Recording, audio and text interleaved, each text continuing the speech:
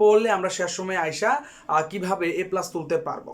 পার মিলা 200 mark. হ্যাঁ, theoretical subject আমরা কি করছি, পুরো 2 বছর ভালো করে পড়াশোনা করি নাই। ট্রিক্স দিয়ে আমি কি করতে পারবো, প্রথম পত্রে আমি কি তুলতে পারবো, প্রথম পত্রে কিংবা দ্বিতীয় পত্রে কি তুলতে পারবো, এ প্লাস তুলতে পারবো।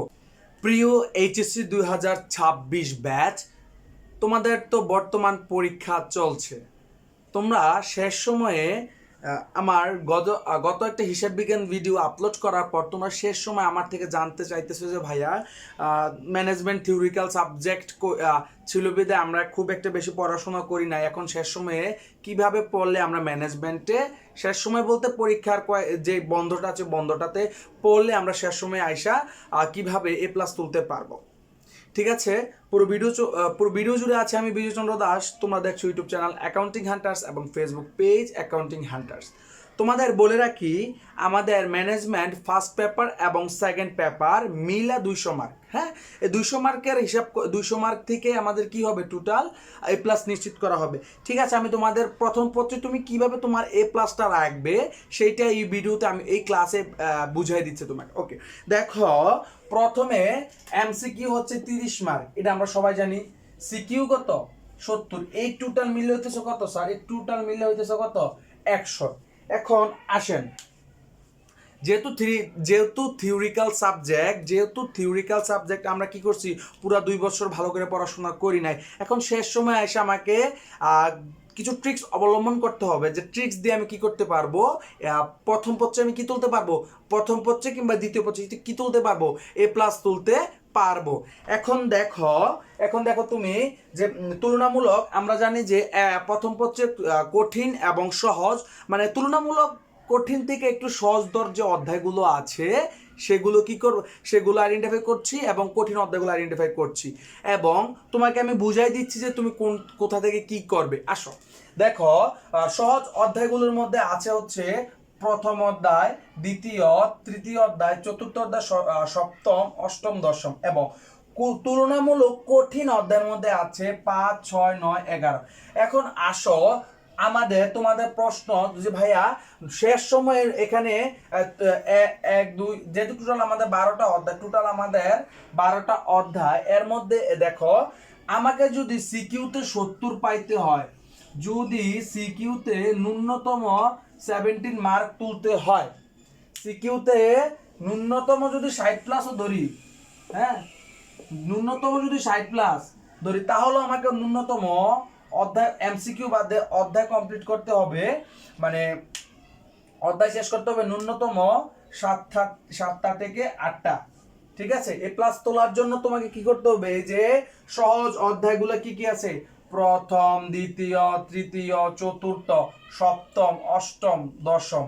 ঠিক আছে, আর কঠিন অধ্যায়, তুলনামূলক কঠিন অধ্যায়ের মধ্যে আছে কি পঞ্চম, ষষ্ঠ, নবম, 11, মানে একাদশ। ওকে, এখন আসেন আপনি যেহেতু জানেন যে আপনার এ প্লাস তোলার জন্য ন্যূনতম 60 মার্ক সিকিউতে তুলতে, মানে 60 মার্কের যদি হিসাব করি তাহলেও আপনাকে ন্যূনতম 6টা থেকে 7টা কি করতে হবে, অধ্যায় পড়া যাইতে হবে। এখন দেখেন আমি তুলনামূলক সহজ অধ্যায়গুলো কয়টা দিলাম, 1, 2, 3, 4, 5, 6, 7টা।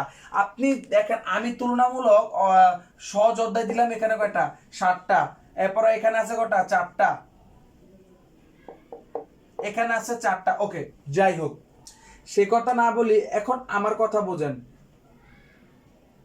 7টা, ঠিক আছে। ওকে, এখন দেখেন আমাকে ন্যূনতম আমাকে যদি এ প্লাস পাইতে হয়, আমাকে যদি কি পাইতে হয় স্যার, আমাকে যদি এ প্লাস পাইতে হয় আমার এমসিকিউতে ভালো করতে হবে এবং সিকিউতে কি করতে হবে, ভালো করতে হবে। যেহেতু সিকিউতে আপনার 70 এবং ন্যূনতম 65 মার্ক তোলার চিন্তা আপনার মধ্যে আছে, তাই আপনার ন্যূনতম 7টা থেকে 8টা অধ্যায় কি করতে হবে, শেষ সময় আয়সা পড়তে হবে। এখন আপনার কথা যে ভাইয়া শেষ সময় এসে আমি থিওরিক্যাল সাবজেক্ট প্রথম থেকেই পড়ি নাই ভাইয়া, মানে এখন কিভাবে পড়বো, ভাইয়া রে এখনো সময় আছে রে ভাইয়া, চাইলে পারবি তোরা। ওকে, দেখ তোদের বলতেছি কঠিন অধ্যায় আছে, যেহেতু কঠিন অধ্যায়ের মধ্যে আছে 5, 6, 9, 11। এখন দেখ যে তোরা কি করবি, এখানে যে আমি 7টা অধ্যায় দিয়েছি, তুলনামূলক সহজ যে অধ্যায়গুলো আছে প্রথম পত্রের, এই অধ্যায়গুলো থেকে তোরা একটু কাটছেট করে নিস।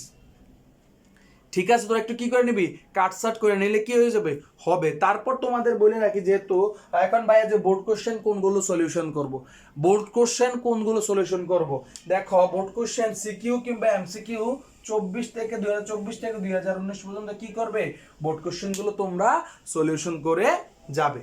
আশা করি বুঝছো।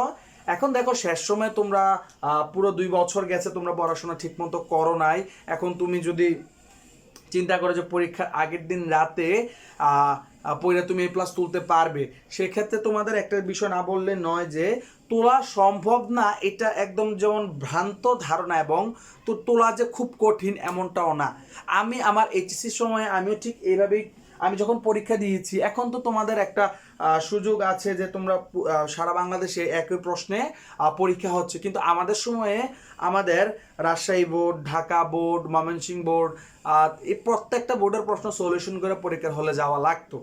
এখন ঠিক আছে, তোমরা যেহেতু এক প্রশ্ন পরীক্ষা দিবে সারা বাংলাদেশে, তোমাদের আমি বারবার বলছি যে ন্যূনতম যাওয়ার আগে, পরীক্ষার হলে যাওয়ার আগে 7টা থেকে 8টা অধ্যায় ন্যূনতম শেষ করে যাও। এর মধ্যে প্রথম, দ্বিতীয়, তৃতীয় এই অধ্যায় 3টা খুবই সহজ, এই অধ্যায় 3টা খুবই সহজ, একটু ভালো করে শেষ করলে তোমরা পারবে। ঠিক আছে, ঠিক আছে। এবং ক খ, ক খ এবং গ ঘর জন্য কোন প্রশ্নগুলো পড়বে, এটার একটা বিষয়, মানে এটার পুরো একটা বিষয় আমার ভিডিও ডেসক্রিপশনে দেওয়া আছে পিডিএফ আকারে। তোমরা ভিডিও ডেসক্রিপশনে ক্লিক করে ড্রাইভ লিঙ্ক পেয়ে যাবে, ওখানে ড্রাইভ লিঙ্ক দিয়ে তোমরা পুরা ক খ গ ঘর জন্য কি কোনগুলো পড়বে দেওয়া আছে, ওইটা দেখলে তোমরা আরো